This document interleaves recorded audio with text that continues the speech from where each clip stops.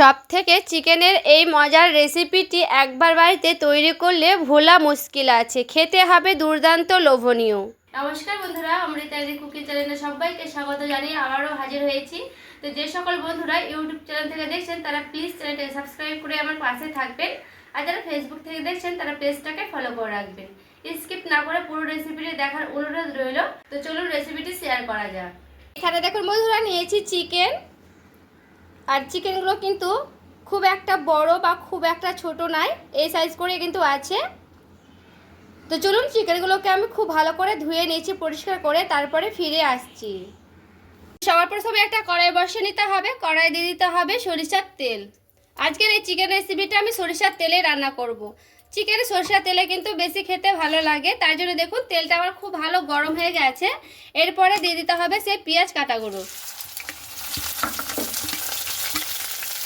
পেঁয়াজটাকে খুব ভালো করে আমি ভেজে নেব।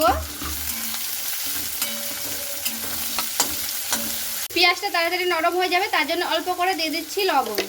দিয়ে খুব ভালো করে দেখুন আমি ভেজে নিচ্ছি পেঁয়াজটাকে।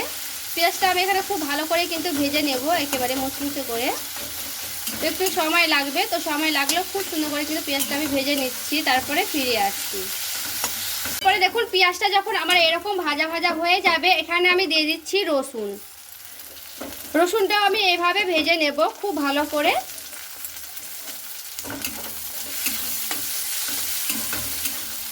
রসুনটা 1 মিনিটের মতো পুরো আমি ভেজে নেব, এতে করে রসুন আর পেঁয়াজটা আমার একসঙ্গে কিন্তু ভাজানো হয়ে যাবে।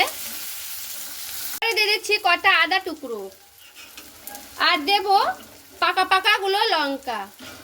এরপরে খুব ভালো করে এগুলো একসঙ্গে আমি খুব সুন্দর করে দেখুন নাড়াচাড়া করে নিচ্ছি। এখানে আমার পেঁয়াজটা খুব ভালো করে কিন্তু এই ভাজতে ভাজতে সবগুলো একসঙ্গে ভাজতে ভাজতে পেঁয়াজটা আমার খুব ভালো করে ফ্রাই হয়ে যাবে। তো আমি পেঁয়াজটাকে খুব ভালো করে কিন্তু ফ্রাই করে নিচ্ছি, তারপরে আবারও ফিরে আসছি।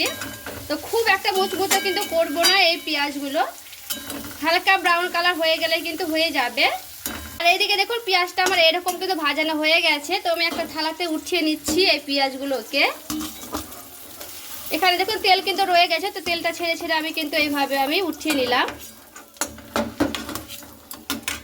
দেখুন খুব ভালো করে কিন্তু পেঁয়াজগুলোকে আমি ঠান্ডা করে নেব। দেখুন আমার মশলাটা কিন্তু খুব ভালো করে ঠান্ডা করে নিয়েছি। তো ঠান্ডা হয়ে গেলে কিন্তু এখানে একটা মিক্সিং বোল নিয়ে নিতে হবে। তো দেখুন এখানে আমি একটা মিক্সিং বোল নিয়ে নিয়েছি। এরপরে আমি সেই মিক্সি বাটিতে এইভাবে দেখুন ঢেলে নিচ্ছি সেই মশলাগুলোকে, মানে পেঁয়াজ রসুন আদা সবগুলোকে। এরপরে খুব ভালো করে একটা মিহি পেস্ট করে নিয়ে চলে আসছি, তারপরে ফিরে আসছি। দেখুন খুব ভালো করে একটা মিহি পেস্ট করে নিয়ে চলে এলাম। এরপরে মিহি পেস্টটাকে আমি খুব ভালো করে দেখুন করে নিয়েছি কিন্তু এই যে দেখুন ওই বাটিতে আমি এভাবে ঢেলে দিচ্ছি মশলাগুলোকে। ওই কড়াইয়ে কিন্তু আমি দিয়ে দিচ্ছি আবারও সরিষার তেল। এখন তেলটা আমার খুব ভালো গরম হয়ে গেছে, দিয়ে দিচ্ছি তেজপাতা। এখানে দিয়ে দিচ্ছি একটা গোটা কাঁচা লঙ্কা। এরপরে দিয়ে দিচ্ছি একটা এলাচ, দিয়ে দিচ্ছি টুকরো করে দারচিনি। এরপরে দিয়ে দিচ্ছি লবঙ্গ। এরপরে সে চিকেনগুলো ধুয়ে দিয়েছিলাম, এরপরে চিকেনগুলো আমি দিয়ে দিচ্ছি। আর এখানে দেখুন চিকেনটা দিয়ে খুব ভালো করে একটু এইভাবে নাড়াচাড়া করে নিচ্ছি। দিয়ে দিচ্ছি লেবু, লেবুটা দিয়ে দিলাম এখানে। এরপর লেবুটা দিয়েও খুব সুন্দর করে দেখুন এইভাবে আমি নাড়াচাড়া করে নিচ্ছি। দেখুন চিকেনে আমি দিয়ে দিচ্ছি পরিমাণ মতো লবণ, যেমন লাগবে পরিমাণ মতো সেরকম কিন্তু আমি দিয়ে দিচ্ছি লবণটা। দিয়ে দেবো হলুদের গুঁড়া পরিমাণ মতো, যেমন লাগবে সেরকম কিন্তু আমি দিয়ে দিচ্ছি। লবণ আর হলুদটা দিয়েও খুব ভালো করে নাড়াচাড়া করে নিচ্ছি। আর দেখুন লবণটা যখনই দেবো তখনই কিন্তু দেখবেন জলগুলো কিন্তু ছেড়ে ছেড়ে যাবে চিকেন থেকে কিন্তু খুব ভালো করে জল ছেড়ে যায় লবণ দেওয়ার কারণে দেখবেন। আর এই যে দেখুন খুব ভালো করে একটু আমি এভাবে নাড়াচাড়া করে নিচ্ছি লবণ আর হলুদটা দিয়ে। এরপরে যে মশলাটা আমি বেটে নিয়েছিলাম, মিক্সিতে পেস্ট করে নিয়েছিলাম ভাজা মশলাগুলো, ওই ভাজা মশলাগুলোই আমি দিয়ে দিলাম।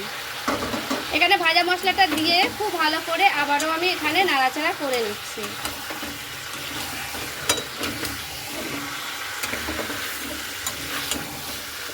আর এই যে দেখুন খুব ভালো করে কিন্তু এখানে আমি নাড়াচাড়া করে নিচ্ছি। আমি একটা ছোট ছোট মিক্সি বাটি নিয়েছি, যেহেতু এখানে অল্প জিনিস হবে তার জন্য। তো এখানে একটা গোটা টমেটো কেটে নিয়েছি। আর এখানে আমি দিয়ে দিচ্ছি অল্প পরিমাণে জিরেটা আমি অল্প করে দিচ্ছি, যেমন চিকেনের ভাগটা লাগবে সেরকম পরিমাণে কিন্তু আমি দিয়ে দিলাম। অল্প করে জল দিয়ে খুব ভালো করে একটা মিহি পেস্ট করে নিচ্ছি। দেখুন খুব ভালো করে একটা মিহি পেস্ট করে নিয়েছি সে টমেটো আর জিরেটা। দেখুন সে জিরে আর টমেটো পেস্টটাও আমি দিয়ে দিচ্ছি। আর টমেটোটা দিয়েও খুব ভালো করে এইভাবে আমি নাড়াচাড়া করে নিচ্ছি। আর এই চিকেন রেসিপিটি খেতে কিন্তু দুর্দান্ত লাগে। দেখুন এইভাবে আমি খুব ভালো করে আবারও নাড়াচাড়া করে নিলাম। আর গ্যাসের আঁচটা আমি এখানে বাড়িয়ে দিলাম। গ্যাসের আঁচ বাড়িয়ে দিয়ে এরপরে আমি দিয়ে দেব ঢাকা। এরপরে দেখুন আমি ঢাকাটা উঠিয়ে নিলাম। আর এখানে আমি হালকা করে গ্যাসের আঁচটা একটু বাড়িয়ে দিয়ে ঢাকা দিয়ে রেখেছিলাম। দেখবেন এতে করে চিকেন থেকে কিন্তু অনেকগুলো জল ছেড়ে ছেড়ে যাবে। এই যে দেখুন, আবারও একটু এইভাবে খুব সুন্দর করে একটু নাড়াচাড়া করে নেব। দিয়ে দিচ্ছি ঢাকা। আমি দিয়ে দিচ্ছি, দেখুন ঢাকাটা উঠিয়ে নিলাম। তো এখানে আমি কালারের জন্য অল্প পরিমাণে লাগবে আমার কাশ্মীরি লঙ্কার গুঁড়া। এখানে পুরোপুরিভাবে অপশনাল, দিতে পারবেন নাও দিতে পারেন। কাশ্মীরি লঙ্কার গুঁড়োটাকে দিয়ে খুব ভালো করে দেখুন এইভাবে আমি নাড়াচাড়া করে নিচ্ছি। এতে করে একটু কালারটা হবে, দেখতেও সুন্দর লাগবে, তার জন্য আমি কিন্তু দিলাম এখানে। দেখুন একটু ভালো করে এইভাবে আমি একটু নাড়াচাড়া করে নেব। দেখুন নিয়েছি আমি 2 চামচের মতো টক দই। এরপর টক দইটাকে হালকা করে এইভাবে একটু ফেটে নিতে হবে। এরপর আমি এখানে দিয়ে দিচ্ছি। টক দইটা দিয়েও খুব ভালো করে দেখুন এইভাবে আমি নাড়াচাড়া করে নেব।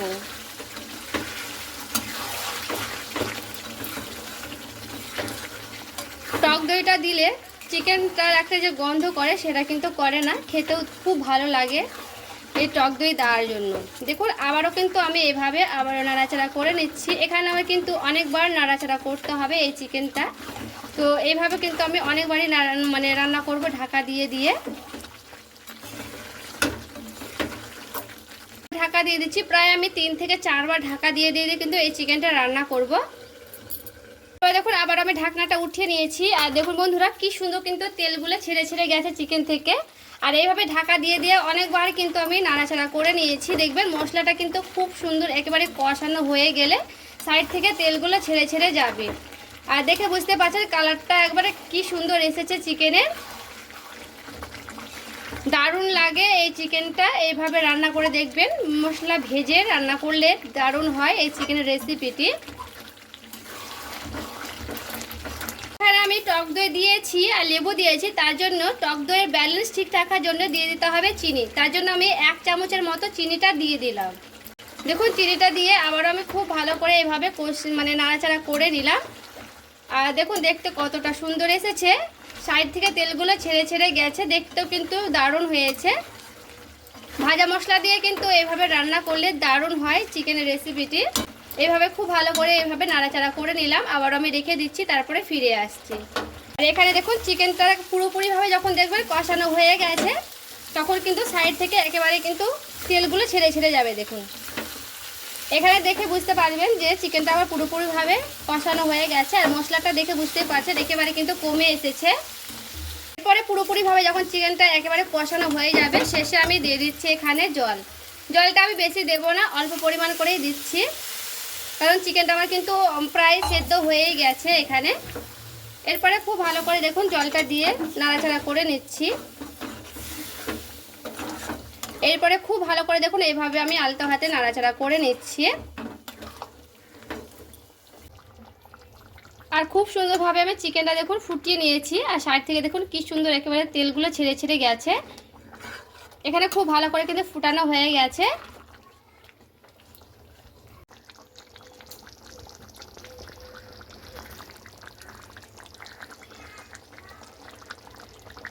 এখানে দেখুন আমি গরম মশলা বেটে নিয়ে চলে এসেছি, গোটা গরম মশলা, দারচিনি, এলাচ, লবঙ্গ।